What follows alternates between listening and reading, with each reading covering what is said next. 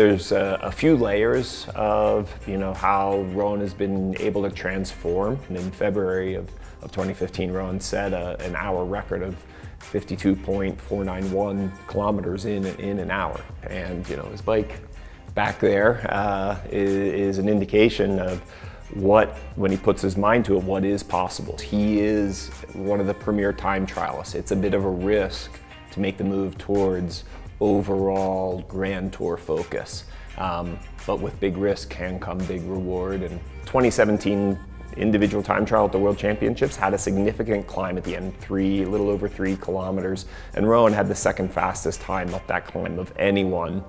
He stayed on his time trial bike. There were a couple athletes who switched to road bikes for that final climb. Rohan stayed on his TT bike and had a great climb. So we knew that Rohan was putting out that kind of high power on his time trial bike, even on a climb. And that's what kind of like set off a little light bulb of saying, hey, what we need to do is look at his road bike and make sure that the position on his road bike is more similar to his time trial bike. So we went back to the drawing board to look at his road position. And so some of the things we actually used, I used the Type R with him to be able to look at what he was doing, 3D motion analysis, and being able to adjust his road position to match a little more his time trial position. A typical road position is much further back, and with Rohan and his background in time trialing, being back that far is not quite as ideal for how he produces power.